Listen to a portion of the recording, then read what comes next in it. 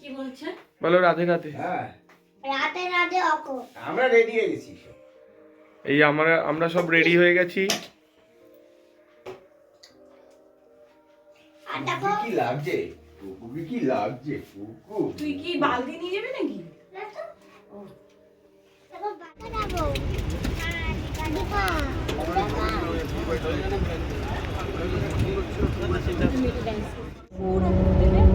জলের মধ্যে না বলটা দিয়ে খেলবে দাদা ক্যাচ করে আমার দাদা থেকে ছুঁড়ে মারবো বা আমি ক্যাচ করবো বা আমি ছুঁড়ে মারবো দিনু ক্যাচ করবো।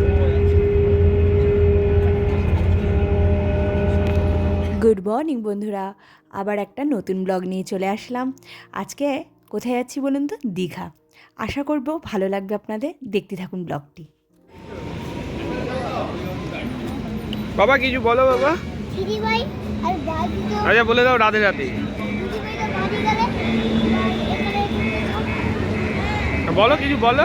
রাতে রাতে আজকে হচ্ছে আমাদের দীঘাতে প্রথম দিন, আর এই যে এটি হচ্ছে আমাদের হোটেল।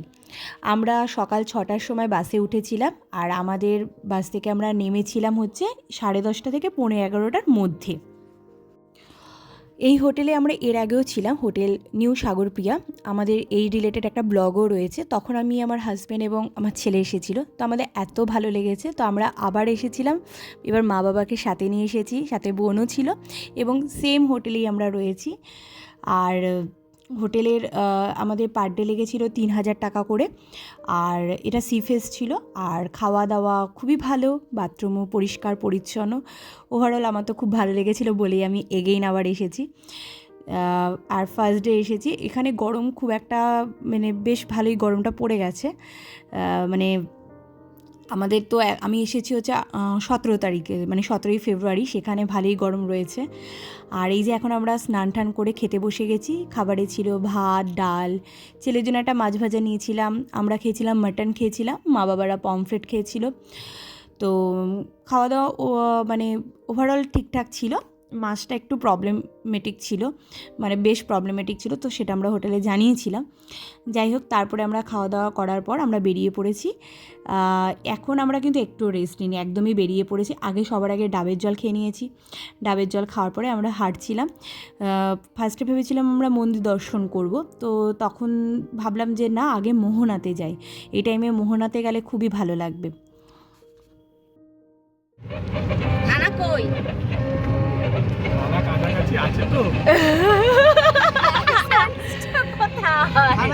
কিছু বলবি তুই? আমাকে ওপরেই তুলে দাও, ভেঙে যেত তাহলে। আমি অত মোটা নই। কে বলেছে তোকে? তুই কতটা খেয়েছিস বলতো আজকে?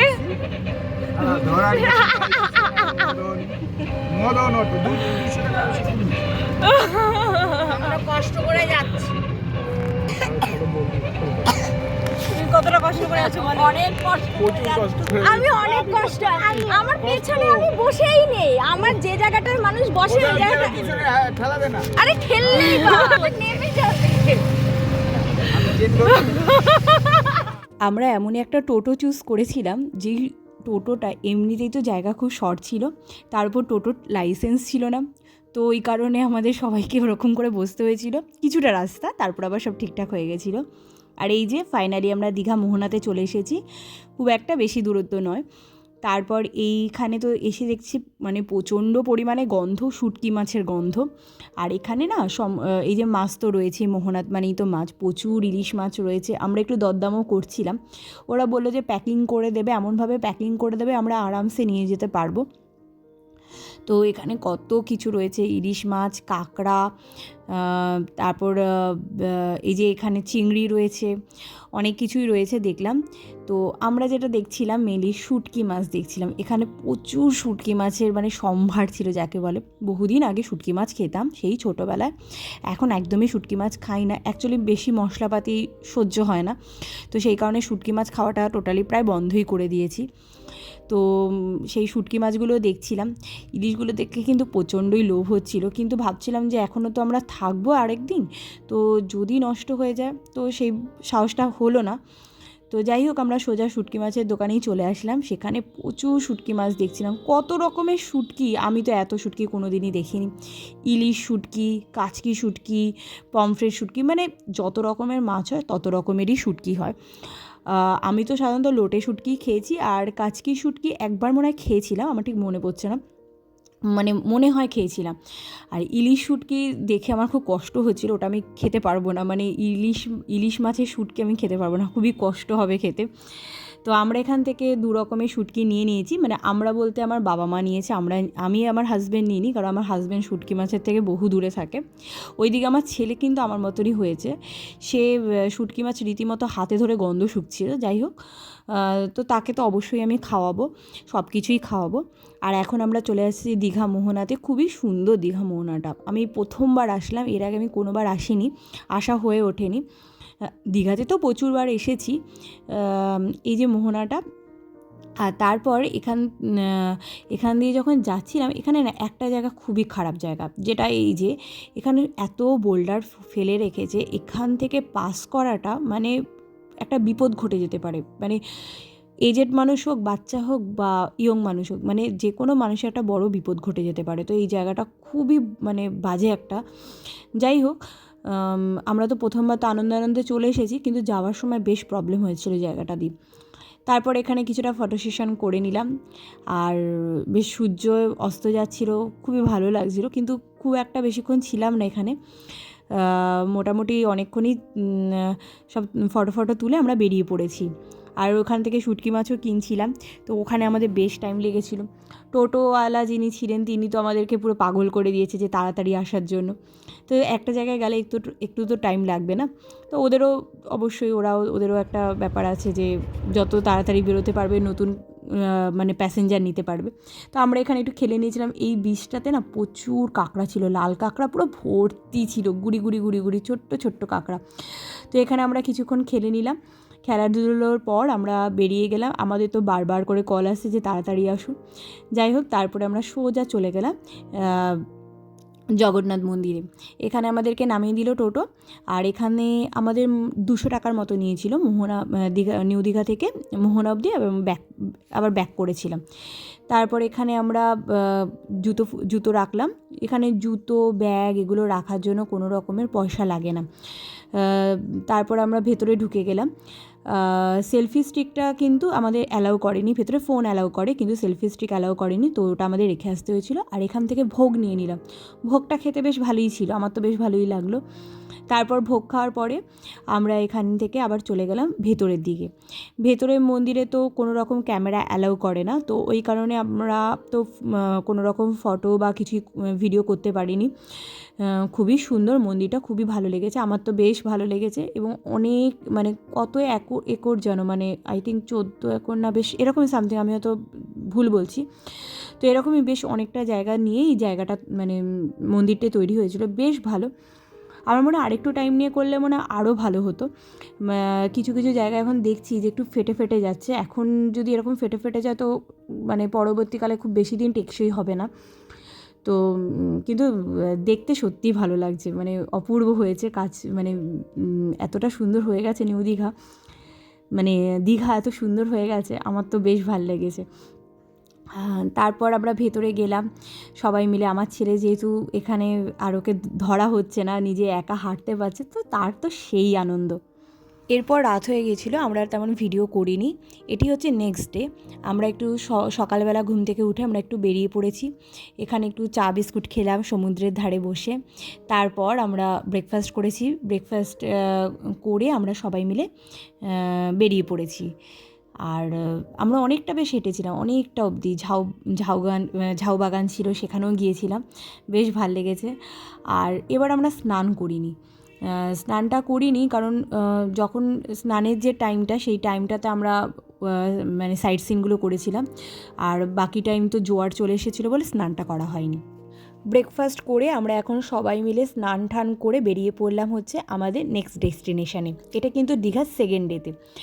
আর এখন আমরা অটো বুক করে নিলাম। টোটো থেকে দেখলাম অটো অনেক বেটার, অনেক আরামদায়ক, তাই জন্য আমরা অটোটাই বুক করলাম। এবং অটোতে আমাদের টোটাল 6টা জায়গায় নিয়ে যাওয়া হবে। তার মধ্যে এই প্রথম জায়গাটা হচ্ছে কাজু বাগান, যেটা এখানে প্রচুর পরিমাণে কাজু গাছ রয়েছে। এখন গাছগুলোর মধ্যে সবে মাত্র কড়ি ধরেছে, মানে ফুল ফুটবে, কিন্তু এখনও হয়নি। আরও 2 মাস বাদে মোটামুটি ওই এপ্রিল মে মাস নাগাদ, মানে এপ্রিলের শেষ এবং মের ফার্স্টের দিকে কাজু হয়ে যাবে সমস্ত গাছে। এইখানটি ছাড়াও কিন্তু আরও অনেক জায়গায় আমি দেখলাম প্রচুর কাজু গাছ রয়েছে। তো এখানে তো বেশ ভালো লাগলো। এখান থেকে বেরিয়ে আমরা চলে গেলাম হচ্ছে রাধাকৃষ্ণ মন্দিরে। এখানটাও খুব সুন্দর লাগলো। এখানে কিন্তু রাধাকৃষ্ণ মন্দিরে রাধাকৃষ্ণও যেমন রয়েছে তেমনি জগন্নাথও রয়েছে।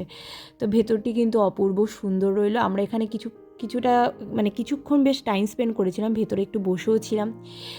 আর এখানে একটা ভালো কথা বলছি, আমরা যে অটোটা বুক করেছিলাম, আমাদের টোটাল 6টা জায়গা ঘোরানো হয়েছিল, সেখানে আমাদের নেওয়া হয়েছিল 600 টাকা। তো ঠিকঠাকই রেট নিয়েছে। আর তারপর আমরা কিছুক্ষণ ঘুরলাম, ঘোরাটোরার পরে এখান থেকে আমরা একটু খাওয়া দাওয়া করলাম এবং রেস্ট নিয়ে আমরা এখান থেকে বেরিয়ে পড়লাম হচ্ছে আমাদের নেক্সট ডেস্টিনেশন, যেটি হচ্ছে সেটা হচ্ছে চন্দ্রেশ্বর মন্দির।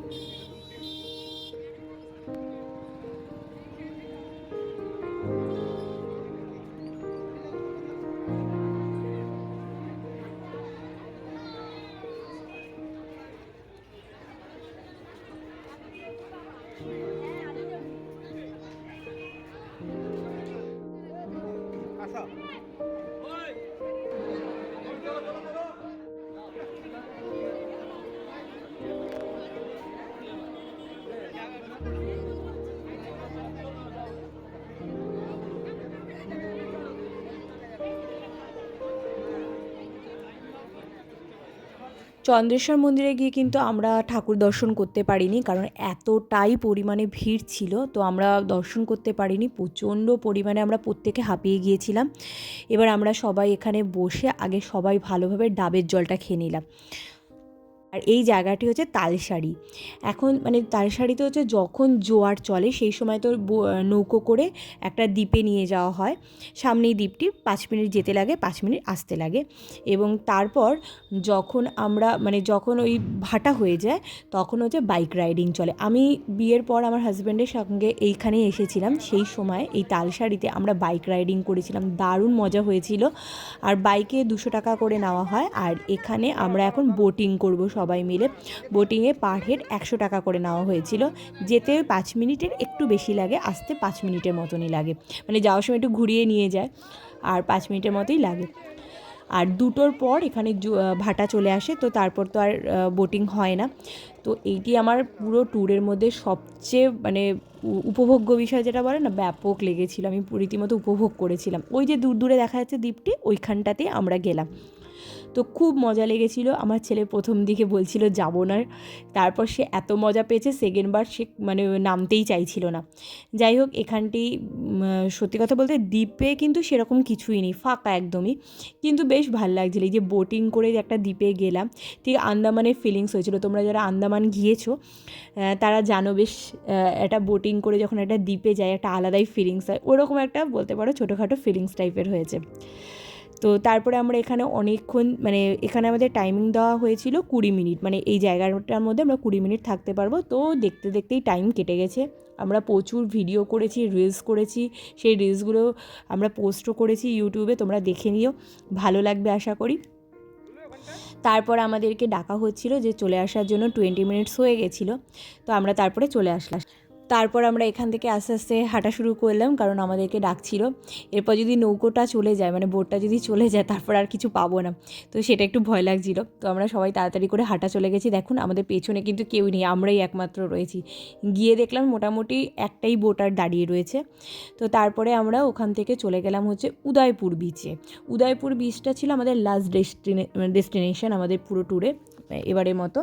তো এবার এখানে আসলাম। তো এখানে ছেলে আমার ঘুমিয়ে পড়েছে, পুরো কাহিল হয়ে গেছে সে, তো ঘুমিয়ে পড়েছিল। আমরা হাঁটছিলাম, কিন্তু পার্সোনালি আমার এই জায়গাটি একদম অতটা পছন্দ হয়নি। মানে বেসিক্যালি এখানে সবাই একটু এনজয় করতে আসে, খাওয়া দাওয়া হয়, তো প্রচুর ঘিঞ্জিও ছিল, আর আমার অতটাও ভাল লাগছিল না। তো আমরা জাস্ট মানে এসেছিলাম, এসে আমরা ব্যাক করে গেছি।